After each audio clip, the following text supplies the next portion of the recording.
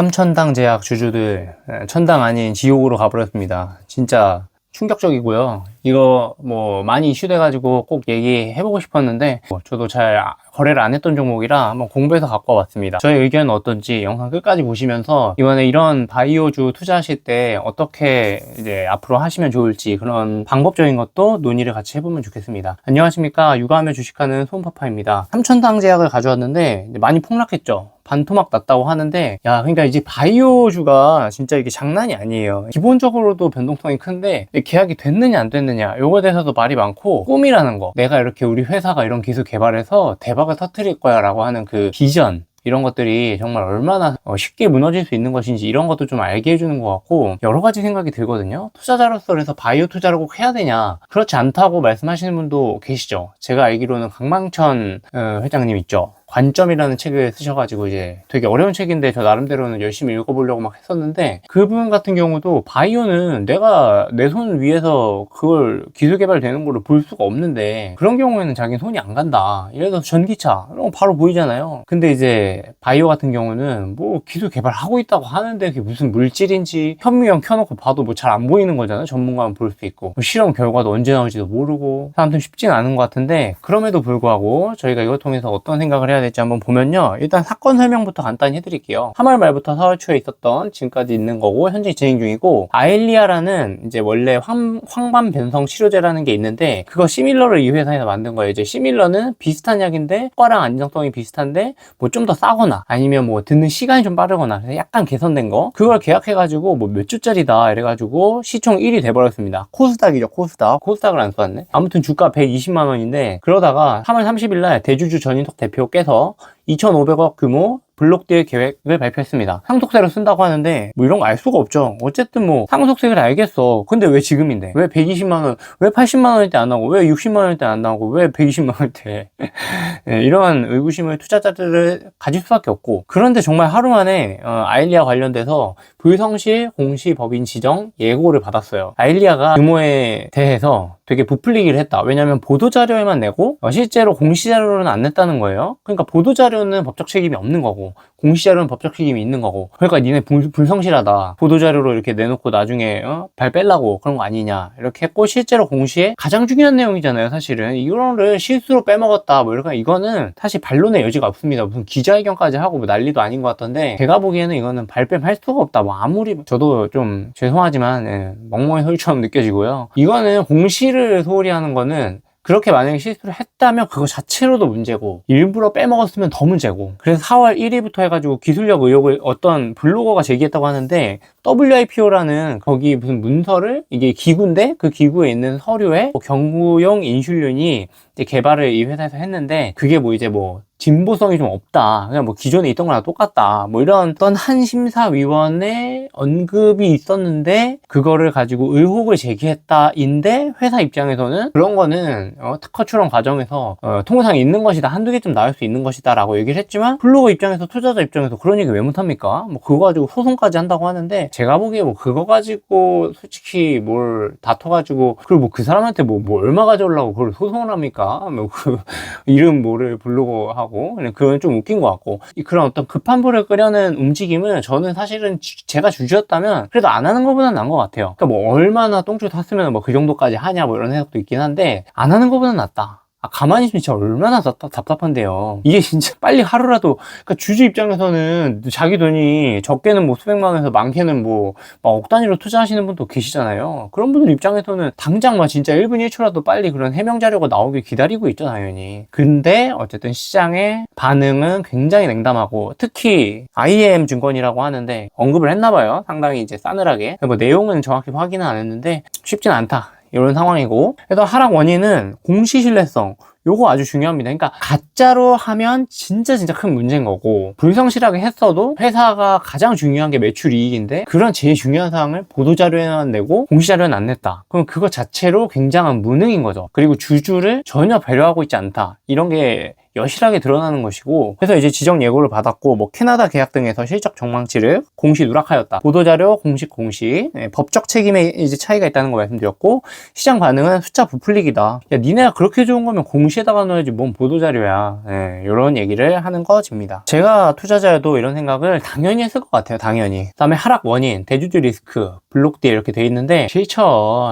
주식 갖다 판다는데 내부자가. 그래서 고점 매도 시그널이다 이런 거 있는데, 대주주 리스크는 무조건 싫어합니다, 사람들이. 근데 항상 꼭 그런 건 아니에요. 그러니까 이제 어떤 경우가 있었죠? 저기 에코프로 같은 경우가 있었죠. 에코프로가 이제 내부자가 10만 원에 매도했잖아요. 10만 원. 근데 이게 53만 원인가? 뭐 이렇게 가는 사례도 있었었는데, 그러니까 사실 내부자가 항상 맞진 않아요. 그럼에도 불구하고 회사 내부 사정을 가장 잘 아는 투자자를 따라가지 않는다면은, 그러면 그 사람 안 따라가면 그러면 어떻게 투자하냐, 그 사람 따라가야지, 뭐 이런 얘기. 정보의 불균형, 내부자가 당연히 정보가 더 많다는 얘기고, 심리적으로 그래서 붕괴되었다. 회사 성장을 믿으라고 경영진은 그러는데, 그렇게 믿을 거면 그걸 왜 파냐, 뭐 이렇게 되는 거죠. 개미 투자자 입장에서는 굉장히 좀 서운할 수밖에 없고 실망한다. 그리고 또 한 가지는 기술력 및 계약 독소 조항 이슈인데요.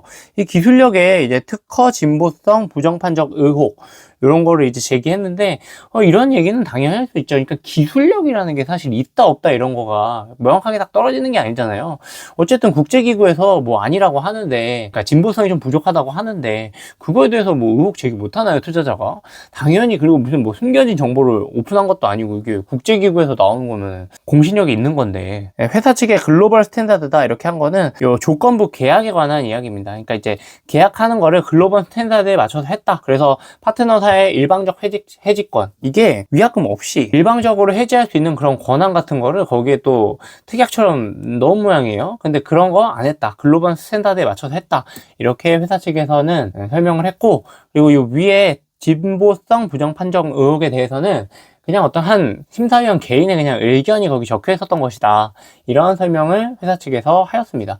근데 어쨌든 그 계약 사항은 확인 불가라고 해요. 보통 이제 두 회사가 계약을 할 때는 뭐 노출 금지 조항 같은 걸 넣어서 서로 발설할 수 없도록 이제 외부에 알려지면 그 다음 계약에 영향이 있을 수도 있고, 뭐 주가 같은 거에 실제로 뭐 계약 관련돼서는 주가에 직접적으로 영향을 미치잖아요. 그러니까 그런 것 때문에 보통 이제 비공개로 하는데, 이거 확인 불가한 거죠. 확인하면은 약간 불법입니다. 그 계약이 지금 계약에 위배되는 거니까. 그 다음에 어쨌든 법적 분쟁, 의혹 제기, 애널리스트 고소한다. 감정적 대응이 오히려 불안을 가중시켰다. 이렇게 하는데, 공신력이 있는 건데 투명한 거고. 그러나 어쨌든 회사 측에서는 자기네들은 글로벌 스탠다드다, 그냥 있을 수 있는 것이다, 이렇게 얘기를 했었고요. 이거 잘못됐네. 회사 측의 글로벌 스탠다드다 이렇게 한 거는 요 조건부 계약에 관한 이야기입니다. 그러니까 이제 계약하는 거를 글로벌 스탠다드에 맞춰서 했다. 그래서 파트너사의 일방적 해지권, 이게 뭐 위약금 없이 일방적으로 해지할 수 있는 그런 권한 같은 거를 거기에 또 특약처럼 넣은 모양이에요. 근데 그런 거 안 했다. 글로벌 스탠다드에 맞춰서 했다. 이렇게 회사 측에서는 설명을 했고, 그리고 이 위에 진보성 부정 판정 의혹에 대해서는 그냥 어떤 한 심사위원 개인의 그냥 의견이 거기 적혀 있었던 것이다. 이런 설명을 회사 측에서 하였습니다. 근데 어쨌든 그 계약 사항은 확인 불가라고 해요. 보통 이제 두 회사가 계약을 할 때는 뭐 노출 금지 조항 같은 걸 넣어서 서로 발설할 수 없도록 이제 외부에 알려지면 그 다음 계약에 영향이 있을 수도 있고, 뭐 주가 같은 거에 실제로 뭐 계약 관련돼서는 주가에 직접적으로 영향을 미치잖아요. 그러니까 그런 것 때문에 보통 이제 비공개로 하는데, 이거 확인 불가한 거죠. 확인하면은 약간 불법입니다. 그 계약이 지금 계약에 위배되는 거니까. 그 다음에 어쨌든 법적 분쟁, 의혹 제기, 애널리스트 고소한다. 감정적 대응이 오히려 불안을 가중시켰다. 이렇게 하는데, 그쵸. 그러니까 이제 자기가 판다고 했는데 주가가 떨어지고, 그래가지고 막 애널리스트를 고소하고 뭐 이렇게 한다고 하니까, 사실은 애널리스트가 매도리포트 왜 못 냅니까? 해외에서는 매도리포트 진짜 팍팍 내거든요. 우리나라만큼 사실 친절하고 이렇게 착하게 내는 데도 거의 없어요. 그래서 욕먹잖아요, 보통. 착하게 내놓고 이제 매도하니까. 그래서 욕먹는데, 사실은 이런 거는 솔직히 좀 없어 보이긴 한다. 근데 뭐 안 하는 것보단 그래도 낫지 않는가? 주주 입장에서 저는 그런 생각을 가지고 있고. 아무튼 제 투자자 교훈을 나름대로 정리해 봤는데, 어쨌든 공시를 믿어라. 근데 사실은 이게 공시까지 다 어떻게 확인합니까? 예, 뭐 물론 전문적으로 투자하시는 분들은 그런 걸 읽어보겠죠. 근데 어쨌든 공시에, 그리고 심지어 이거는 공시에 없었다는 걸 봐야 되니까, 보도자료도 읽고 공시도 읽은 다음에 보도자료에는 있는데 공시는 없어. 이거를 개인 투자자가 어떻게 알아요, 솔직히. 예, 그렇게까지 확인 못하고. 아무튼 이런 게 한번 나오면 그 종목은 그냥 빼버릴 수 있겠죠. 네. 아무튼 성실 공시 법인에 대해서 높게 점수 주자, 뭐 이런 생각할 수 있겠고, 대주주매도 요거는 에코프로 같은 그런 희망사항을 가지지 마시고, 어쨌든 대주주매도는 항상 악재다, 이런 생각. 명분이 무엇이든, 실제로 상속세는 실제로 좀 억울할 수도 있어요. 나 진짜 상속세 내 돈이 없어가지고 진짜 판 건데 어떡하냐, 그럼 뭘로 내냐, 뭐 이럴 수도 있는데, 그럼에도 불구하고 투자자 입장에서는 고점 매도, 이런 거 나오면은 조금 비중을 덜 필요는 있는 것 같다. 또 한 가지는 주주로서 이제 어떤 그 회사의 소식이 나올 때 확증 편향이라고 해서 좀 비판적인 분석 같은 거 나오면 안 믿거나, 아니면 야, 얘 또 뭘 모르네, 이렇게 생각하기도 하는데 그렇게 하지 말자. 그리고 기술 실체 검증이라고 하는데 이걸 어떻게 하나요? 그래도 어쨌든 계속 들어가 보면서 그 기술에 대해서 체크하고, 그게 실제로 시장 반응이 괜찮은지 애널리스트 보고서도 보고 이러면서 체크할 필요는 있겠다, 이런 거 하고, 손절매 원칙 필요하다고 보고요. 그러니까 이제 무조건 장기로 들고 가는 것만이 답은 아니다, 저 그런 생각 가지고 있습니다. 옛날에 대왕개미 홍익이 거의 뭐 단타의 신이라고 볼 수 있는데, 이게 뭐 구독자도 많고, 근데 이분 것도 저 책도 읽고 많이 봤는데, 읽어보시면 저는 항상 장기 투자가 답이라고 생각하고 투자하고 이렇게 했었었는데, 왜냐면 위대한 투자자는 다 장기 투자잖아요. 물론 단타로 해가지고 뭐 유명한 사람이 있었는데 갑자기 이름 기억 안 나네. 뭐 추세 추종 매매 같은 거 만드시고 뭐 이런 분도 계시거든요. 근데 이제 그런 분들을 위대한 투자자라고 하진 않죠. 위대한가? 돈 많이 벌면 위대하죠, 요즘 세상에. 황금 만능주의인데, 요새. 이제 우리 딸도 막 그런 거 너무 배우면 안 되는데, 아무튼 잡소리 또 넘어가면, 바이오주처럼 변동성이 큰 종목은 기계적으로 비중 조절해야 된다. 저는 이렇게 봅니다. 이제 제일 정말 중요한 게 좀 비중 조절인 것 같아요.